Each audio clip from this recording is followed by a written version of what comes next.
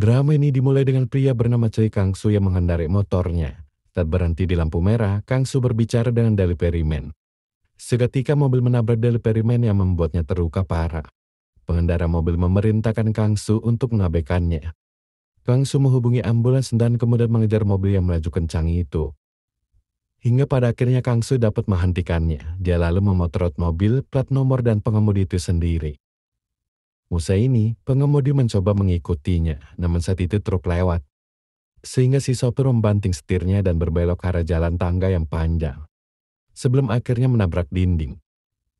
Saat si sopir mencoba kabur, Kang-soo menariknya dan mengutip pasal mengenai hukuman yang akan dia hadapi untuk kasus tabrak lari. Pada akhirnya si sopir pun ditangkap polisi. Kang-soo melaju motornya namun dia hampir bertabrakan dengan pengendara motor lain bernama Lee Dan-a. Mereka berhenti dan berteriak satu sama lain. Kang-soo mengangkat handphonenya yang jatuh dan kemudian menunjukkan kepada Dan-a layar handphonenya yang rusak. Sehingga Kang-soo menuntut membayar perbaikan. Namun, Dan-a dengan sinis menjawab bahwa dia tidak mau. Kang-soo terus memaksanya sehingga Dan-a yang kesal menendangnya. Dan-a mengatakan jika memang dia merasa tidak adil, maka tuntut saja dirinya. Dan-a kemudian mengendarai motornya bergegas pergi meninggalkan Kang-soo. Di tempat lain, Jion lari dari 6 pria berjas. Dia terus berlari di jalanan dengan pria yang mengejarnya. Sementara Jin-gyu menikmati berkendara dengan mobil mewahnya, dan dia mendapati jalan sempit yang kemudian diblokir oleh truk pengiriman. Namun, dia tetap melaju di ruang yang sempit. Tetapi segera menginjak rem saat Jion tiba-tiba berlari ke persimpangan. Jion menaiki jalan yang sekarang diblokir Jin-gyu. Dia meminta maaf lalu menginjak mobilnya. Jin-gyu juga menyaksikan dengan ngeri ketika 6 pengejar juga menginjak-injak mobilnya untuk mengejar Ji-yoon. Selanjutnya, Kang-soo menuju kedai bertemu dengan koki Jang Dong-soo. Dia meminta bekerja di restoran mie itu sebagai delivery man. Namun Kang-soo mengatakan dia hanya bekerja selama 2 bulan. Koki Jang mengatakan itu tidak terlalu penting, sebab sebagian besar delivery man hampir tidak bertahan seminggu. Pemilik restoran itu Sun masuk ke dalam. Dia mengatakan kepada Dong-soo bahwa dia bukan orang yang akan membuat keputusan akhir mengenai perekrutan Kang-soo. Ada orang lain yang tidak lain adalah Dan-a. Dong-soo menyadari Dan-a orang yang sebelumnya dia temui. Wawancara dimulai. Dan-a bertanya mengapa Kang-soo bekerja sangat lama sebagai seorang pengantar barang. Kang-soo mengatakan dia hanya menyukai pekerjaan ini, hingga pada akhirnya Dan-a mengatakan Kang-soo dinyatakan lulus dan dia bisa bekerja. Di salah satu gang makanan yang ramai di lingkungan itu, pengusaha kaya Jung heran mendapat laporan dari asistennya mengenai jumlah pelanggan yang mengunjungi restoran di sana. Heran memutuskan mereka perlu mempercepat tanggal pembukaan gang restoran mereka, sehingga mereka bisa bersaing dengan pedagang di sini. Kang-soo kemudian menuju bengkel mobil untuk mengantar pesanan. Kang-soo kagum dengan mobil balapan Jin-gyu. Bertanya-tanya harga mobil itu, nama Jin-gyu mengatakan itu mahal dan harganya tidak penting. Sebab Kang-soo tidak akan membelinya. Dia menyuruh Jin-gyu untuk menghormati orang lain, walaupun mereka hanya delivery man. Hingga akhirnya mereka bertengkar namun dihentikan oleh petugas bengkel di sana. Malam harinya, lelah dan lapar, Ji-yoon duduk mencoba memakan makanan sisa. Namun saat itu Kang-soo ada di sana. Kang-soo yang merasa kasihan mengajak Ji-yoon untuk ikut bersamanya. Sampai di kedai, Kang-soo menghidangkan jajangmyeon untuk Ji-yoon. Ji-yoon memakannya dengan lahap. Kang-soo pun tersenyum melihatnya. Usai makan, Kang-soo tahu Ji-yoon kabur dari rumah. Ji-yoon menjelaskan kepada Kang-soo bahwa pelariannya merupakan kasus pemberontakan terhadap orang tuanya. Setelah ini, Kang-soo menyiapkan tempat tidur untuknya di kamarnya di atas restoran. Esok harinya, Kang-soo terkejut menemukan bahwa Ji-yoon sudah pergi, dan dia meninggalkan catatan terima kasih. Di restoran, Kang-soo memberitahukan bahwa stok mangkuknya habis, dan kemudian menyuruh Kang-soo menemukan mangkuk-mangkuk itu. Jika tidak, dia akan dipecat. Saat dia kembali ke komplek dia mengirim makanan, dia melihat grup pengantar makanan Byung-soo CS sedang berkumpul. Mereka tertawa sebab berhasil mengerjai Kang-soo dengan mencuri piring itu. Kang-soo yang marah mengejar mereka dan memintanya untuk dipertemukan dengan bos mereka itu Gong-ki. Kang-soo bertemu dengan Gong-ki. Dia mencoba melawan Gong-ki, namun Gong-ki dengan mudah mengalahkan Kang-soo. Kang-soo tidak menyerah, dia mencoba menyerang Gong-ki, namun Gong-ki mendorongnya ke tepi atap. Dia menuntut mangkuknya dikembalikan, jika tidak mereka akan jatuh bersama. Gong-ki yang takut setuju mengembalikan mangkuk yang dicuri. Kang Su penuh kemenangan tiba di restoran dengan mangkuknya dan A mengejek berkata kerja bagus. Saat itu nenek pemilik toko sup tulang sapi setempat datang membawa makan siang untuk mereka. Dia merupakan pemilik restoran di gang yang diharapkan CEO Jung Family yaitu Jung Hieran untuk keluar dari bisnis. Dan saat itu nenek mengeluh meskipun restorannya populer, tetapi ia hampir tidak cukup menutupi sewa dan gaji stafnya. Ayah Jiun menemukan catatan permintaan maaf dari Jiun yang mengatakan untuk tidak khawatir. Ia lebih kuat dari yang dipikirkan ayahnya. Kang Su kembali ke kamarnya untuk tidur nyenyak, namun dia tercengang melihat kamarnya berantakan dengan pakaian, tas tangan, kosmetik, dan Jiun yang tersenyum. Kang Su mencoba mengusir Jiun, namun air matanya yang menyedihkan mematahkan tekad Kang Su. Kang Su memberitahu Jiun bahwa dia bisa tinggal, asalkan dia meninggalkan restoran jam 7 pagi dan tidak kembali hingga setelah jam 11. Dengan begitu, tidak ada yang akan tahu dia tinggal di lantai atas. Jiun kemudian memulai pekerjaan paruh waktu pertamanya di kedai kopi lokal. Bosnya menegurnya untuk tidak membuat marah pelanggan dan bersikap sopan. Namun hal-hal tidak berjalan sesuai rencana saat Oh Jin Kyu memesan kopi dan mengenali Jiun sebagai wanita yang sebelumnya merusak atap mobilnya. Namun Jiun terus menyangkalnya. Pada saat Jin Kyu meminum kopinya, dia hampir tersedak anting-anting Jiun di dalam cangkirnya. Jiun meminta maaf, namun Jin Kyu menuntut menemui manajernya. Saat manajernya tiba, Jiun menjelaskan bahwa Jin Kyu memanggilnya untuk memberitahunya bahwa dia mendapati anting-anting di kopinya. Saat manajer bertanya di mana anting-anting itu, Jiun mengatakan dia tidak tahu. Jin Kyu menjadi heran mengingat bukti atau anting-anting itu tidak lagi berada di atas meja. Sebab Jiun telah menyambarnya dari meja dan memakainya lagi ke telinganya. Frustrasi, Jin Kyu menuntut Jiun memberitahu manajernya dia telah mengambil bukti itu. Akan tetapi Jin Kyu menyadari semua pelanggan merekam tindakannya hari ini saat dia emosi. Sehingga dia terlihat seperti orang jahat. Dan dia memutuskan untuk pergi. Sementara Hieran memutuskan dia harus menikahkan dengan putrinya dengan pria pilihannya. Sehingga dia mengundang ibu Jin Kyu untuk makan siang. Saat pertemuan dia menyarankan agar Jiun dan Jin Kyu menikah. Kang Su bertanya pada Hyun Soo mengapa dia meninggalkan kampung halamannya untuk bekerja di Seoul. Meninggalkan ibunya hidup sendiri. Hyun Soo mengatakan dia tidak pernah akur dengan ibunya. Sebab dia terlalu banyak menghomel. Kang Su marah mengatakan seharusnya dia beruntung mempunyai ibu yang menghomeli mereka daripada ibu yang telah meninggalkannya. Kang Su meminta Hyun Soo mengunjungi ibunya dan Hyun Soo setuju. Namun saat pergi, Hyun Soo mengalami kecelakaan. Sopir taksi mencoba membawa Hyun Soo ke rumah sakit. Namun jalan diblokir dikarenakan konstruksi, tetapi sebenarnya ada balap jalanan ilegal.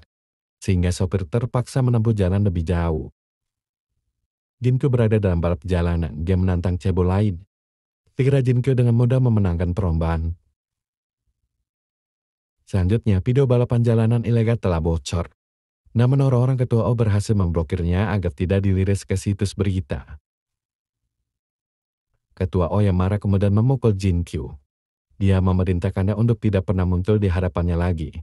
Bahkan lebih buruk lagi, ketua O mengatakan agar Jin Kyu mati saja. Kang Su mempercepat ke rumah sakit setelah mengetahui Hyun Soo dirawat di rumah sakit. Sementara di rumah sakit, Hyun Soo yang tidak sadarkan diri berada di ICU. Ibu dan nenek Hyun Soo menangis duduk di samping tempat tidur Hyun Soo. Jin Kyu berdiri di tepi jembatan mencoba untuk melompat seperti yang diinginkan oleh ayahnya. Namun Dan A ada di sana, dia mencoba menolongnya. Namun Dan A kesulitan dan tidak cukup kuat menarik Jin Kyu. Alhasil mereka berdua jatuh bersama. Dan A kemudian menyeret Jin Kyu yang pingsan ke tepi. Dia melakukan CPR untuk menolongnya. Hingga akhirnya Jin Kyu sadar. Di rumah sakit, nenek Hyun Soo melihat semua kurir menunggu dengan cemas di luar. Ia meyakinkan mereka bahwa Hyun Soo baik-baik saja dan semoga dia bisa sadar kembali. Dan A bertanya mengapa Jin Kyu melakukan hal buruk ini mengingat dia bisa melanjutkan kehidupan lebih mudah. Mengingat dia berasal dari keluarga kaya. Jin Kyu menjelaskan bergaul dengan teman-temannya menjadi membosankan dan sia-sia. Bab dia melakukan hal yang sama berulang kali. Dia hanya ingin mengakhiri semuanya.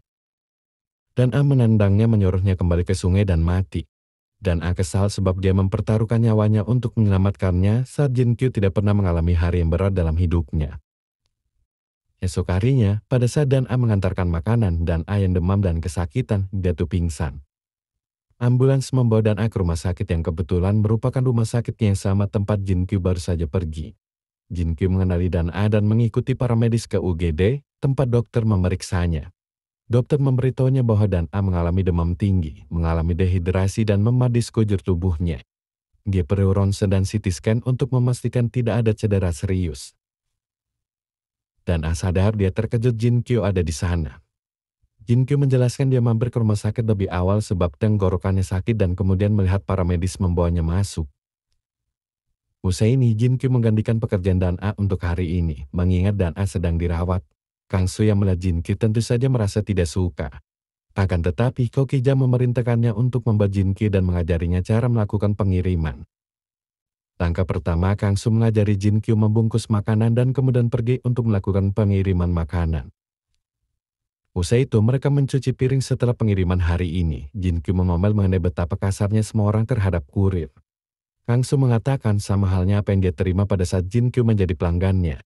Tidak sopan padanya saat pertama kali diantar ke bengkel mobil. Dan Jin Kyo meminta maaf atas tindakannya itu. Jin bertemu dengan ayahnya. Dia meminta maaf sebab melarikan diri. Namun ayahnya lega sebab dia aman. Dia memberitahu Ji-Yun bahwa mereka harus pulang. Sehingga dia bisa berbicara dengan ibunya. Sebab itu satu-satunya cara dia bisa mengklaim kebebasannya. Usai ini Jin memperkenalkan ayahnya pada Kang Su yang telah membantu dan menjaganya saat dia melarikan diri. Di rumah, Jin berlutut di depan ibunya. Memberitahunya bahwa dia ingin tinggal di Korea dan mencoba hidup sendiri daripada keluar negeri.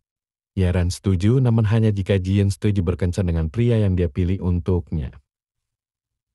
Sementara ibu Jin Kyo mengajak Jin Kyo untuk tidak mengacaukan kencan butanya, sebab jika dia dicampakkan oleh gadis ini, maka dia akan dikirim melakukan pekerjaan kasar di resort Oh Sung di Filipina. Saat kencan buta, tentu saja mereka terkejut, mengingat mereka sebelumnya pernah bertemu. Jin melakukan yang terbaik untuk mengganggu Jin Kyo agar dia menolak kencan dengannya. Jin Kyo memberitahu Jin bahwa dia akan berkencan dengannya apapun yang dia lakukan. Sementara Kang Su dan Sung Jin menyelidiki mengapa jalan raya di malam itu ditutup saat kecelakaan Hyun Soo. Supir taksi memberitahu mereka bahwa dia melihat sekelompok mobil sport mewah meninggalkan jalan raya yang tertutup. Dan dia juga melihat pengemudi mobil sport membayar tukang konstruksi yang mengalihkan arus lalu lintas. Kang Su bersumpah menemukan orang-orang yang telah memblokir jalan secara ilegal. Di waktu berikutnya, Dan A yang pulih di ruang VIP rumah sakit yang dibayar oleh Jin Kyo. Dan A keluar untuk membersihkan sekolah berbahasa Inggris. Kang Su melihatnya dan mengikutinya. Dan A terkejut melihatnya namun Kang Su menegurnya sebab bekerja saat sakit. Dan A mengatakan jika dia tidak muncul bahkan untuk 1 hari, dia akan dipecat. Kang Su memutuskan mengambil setumpuk buku untuk mengantarkannya ke ruang kelas untuknya. Selain itu, Kang Su juga membantu membersihkan dan mengambil alih tugas yang paling berat sekalipun. Usai ini mereka berbicara berdua, dan A mengungkapkan dia bekerja setiap hari sebelum pajak. Dan sebagai pembayaran, ia bisa mengikuti kelas les bahasa Inggris secara gratis. Kang Su bertanya mengapa dia belajar bahasa Inggris, dan A mengatakan dia akan mengetahuinya nanti. Gong Ki dan pasukannya mengundang Kang Su untuk makan malam, namun Kang Su menyampaikan kabar kepada mereka bahwa nenek sup tulang sapi kesayangan mereka mungkin tidak akan membuka toko dalam waktu dekat mengingat Hyun Soo mengalami kecelakaan. Mereka semua tercengang mendengar apa yang terjadi pada Hyun Soo. Dan orang-orang itu membuat rencana penyerangan untuk menyebarkan berita guna menemukan seseorang yang akan membantu mereka mengidentifikasi pembalap ilegal. Semua deliveryman berkumpul memposting informasi secara online, membuat selebaran dan tanda, dan menghabiskan malam usai bekerja mencari informasi. Kang Su pergi ke restoran sup nenek Hyun Soo. Kang Su bertemu dengan nenek. Nenek mengatakan karena Hyun Soo kemungkinan akan koma untuk sementara waktu, mereka memindahkannya ke rumah sakit terdekat. Namun Kang Su yakin pada dirinya sendiri bahwa dia akan bangun pada akhirnya. Seketika Kang Su mendapat telepon dari seseorang yang melihat pembalap ilegal dan menawarkan memberinya salinan rekaman black box miliknya. Namun black box rusak jadi butuh waktu memulihkan data.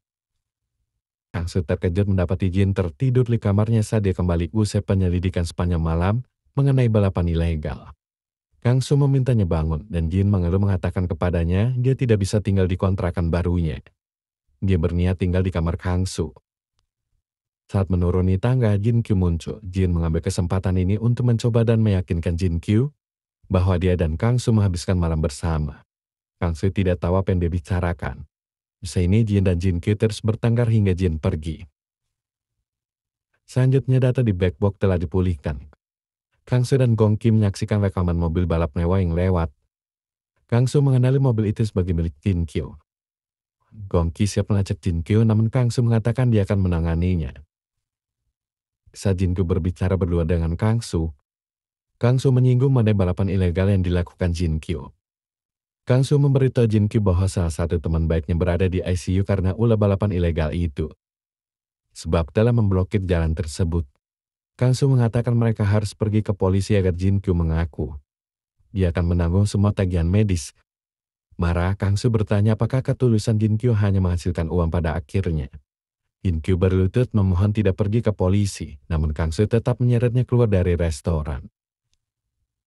Di kantor polisi, Kang Su menunjukkan kepada detektif video black box dari mobil balap yang lewat. Bersikeras itu bukti bahwa Jin Kyo terlibat dalam balapan ilegal. Kang Su memerintahkan Jin Kyo memberikan pernyataannya, namun Jin Kyo tidak mengaku, mengatakan dia dan temannya baru saja pergi jalan-jalan. Dan dia tidak tahu apa yang dibicarakan Kang Su. Ini tentu saja membuat Kang Su marah. Detektif kemudian membawa sopir taksi yang menyaksikan pembayaran kepada pekerjaan konstruksi yang memblokir pintu masuk ke jalan raya. Namun sopir taksi tidak yakin apakah itu Jin Kyo atau bukan. Hal ini berarti Jin Kyo bebas untuk pergi.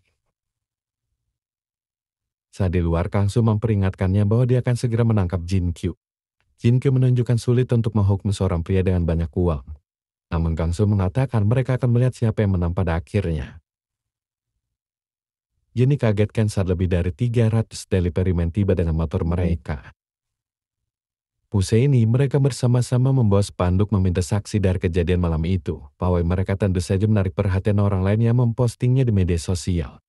Tentu saja ini menjadi tren di portal pencarian. Dan A berbicara dengan Jin Kyo, dan A mengungkapkan bahwa dia mengalami hal yang sama 5 tahun lalu berupaya melompat dari jembatan. Yang menjelaskan dia harus membayar 2 juta won setiap bulan pada rentenir yang merupakan hutang ibunya. Namun karena dia hanya memiliki ijazah SMA, dia tidak bisa menemukan pekerjaan dengan gaji yang cukup. Namun saat dia diselamatkan oleh orang lain, dia mendapatkan tekad menyelesaikan hutangnya dengan bekerja sebagai pengantar mie.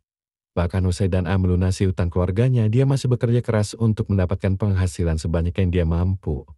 Untuk bisa meninggalkan negara tersebut karena dia tidak melihat harapan untuknya tinggal di Korea.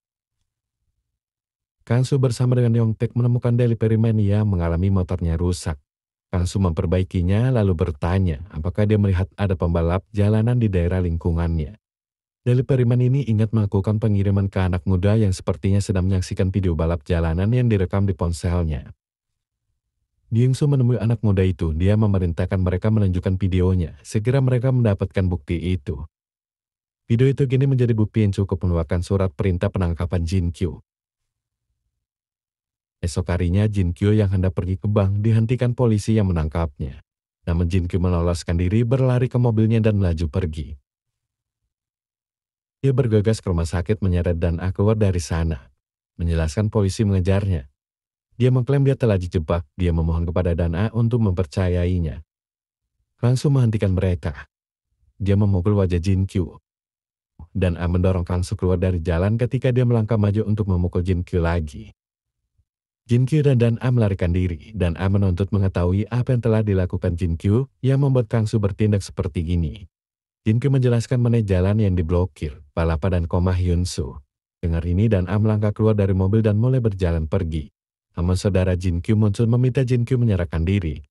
Pada saat petugas mulai menyeret Jin Kyo pergi, Jin Kyo menghubungi kembali ke Dan A untuk membantu menyelamatkannya. Dan A terpaksa melawan setengah lusin antek-antek saudara Jin Kyo itu. Usai ini, Jin Kyo dan A segera pergi dengan mobil, namun segera mereka dikelilingi sekelompok delivery men. Mereka mengarahkan Jin Kyo ke blokade yang telah ditentukan. Dan Jin Kyo berakhir di jalan buntu, di mana Kang Su menunggu. Namun Jin Kyo tetap melaju dengan kecepatan penuh, saat Kang Su tetap berdiri, sehingga Jin Kyo menginjak rem di detik terakhir. Pada akhirnya polisi menangkap dan memborgol Jin Kyo. Kang Su memberitahu Jin Kyo bahwa jika dia masuk penjara dan membayar kejahatannya, Kang Su akan melihatnya sebagai manusia. Di sel penjara, Jin Kyo duduk dan saat teman satu selanya tidur. Dia diam-diam mengatakan bahwa dia menyesal.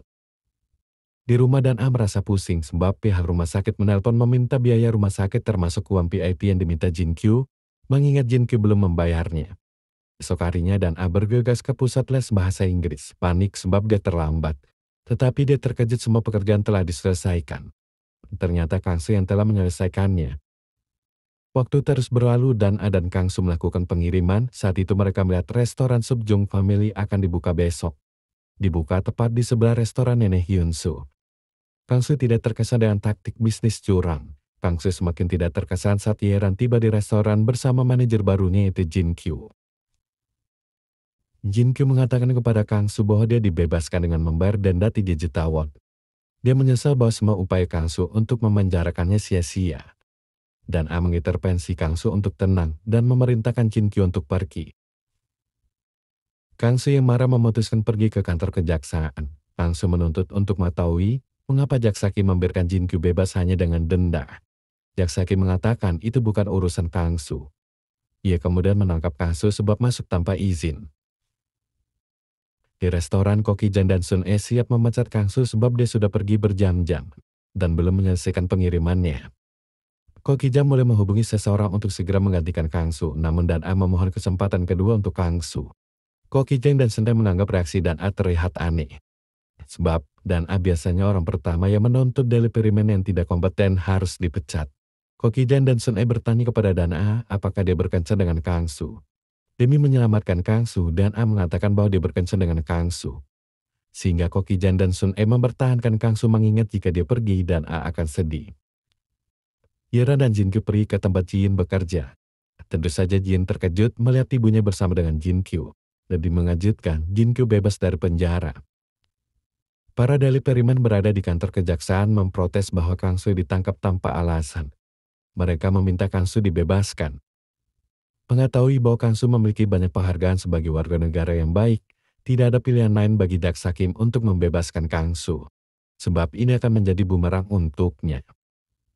Kang Su akhirnya dibebaskan, dia kembali ke restoran mendapati Dan A di sana menunggunya. Dan A memberitahu Kang Su bahwa banyak hal gila yang bisa terjadi untuk membuat Kang Su sadar. Betapa banyak orang yang tidak bermoral di dunia ini. Dan A hanya ingin Kang Su tahu bahwa kenyataan berusaha untuk selalu baik hanya akan membuatnya kecewa dan kesal. Sementara Jin Kyu mengingat saat dia dibebaskan. Malam itu Heran menjanjikan kebebasannya dengan syarat, dia harus berhasil membuat restoran sup menjadi restoran paling sukses di lingkungan itu dan memenangkan hati Ji-yoon. Jika dia gagal dalam salah satu tugas itu, maka dukungannya kepada Jin Kyu akan berakhir. Di waktu selanjutnya, pembukaan restoran sup Jung Family berjalan lancar. Kang Su mengintip di restoran nenek, tempat yang dulunya ramai kini menjadi sepi. Kang Su dan Dan A bersiap melakukan pengiriman. Dan A memberitahunya bahwa untuk mencegahnya dipecat kemarin dengan meyakinkan Sun E dan Ko Ki-jan bahwa dia dan Kang Su berkencan. Tentu saja ini mengejutkan Kang Su. Dan A memerintahkannya untuk bermain bersama dan setidaknya berpura-pura seperti pacarnya. Malam hari, Jin Kyu bertemu dengan Dan A bertanya bagaimana dia mampu membayar pengacara pembela yang mahal. Dan keluarganya tidak mengakuinya dan publik menganggapnya sebagai cebol yang ceroboh. Jin Kyu mengatakan itu semua karena Hyeran. Jin Kyu tidak melupakan janjinya kepada Dan A dan mengatakan dia akan menabung uangnya sendiri untuk memberikan tabungannya.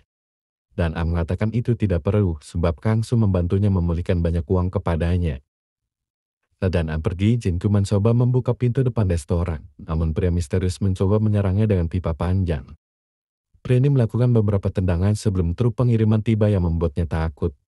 Pria tersebut adalah Sung Jae. Saat itu Kang Su terkejut melihat Sung Jae keluar di jam ini.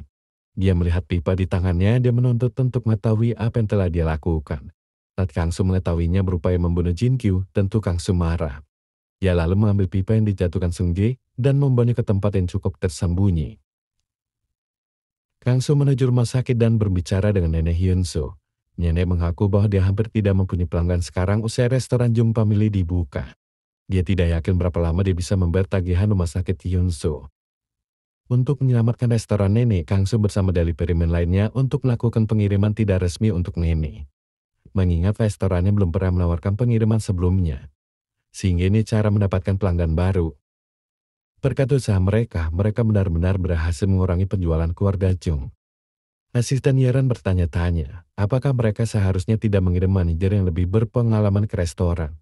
Namun Yeran memutuskan membantu Jin Kyu dengan menawarkan membeli restoran nenek seharga 1 miliar won di atas harga pasar. Akan tetapi masalah baru muncul. Para detektif tiba untuk menangkap Kang Su sebagai terduga penyerangan terhadap Jin Kyu. Detektif mengklaim mereka memiliki rekaman CCTV.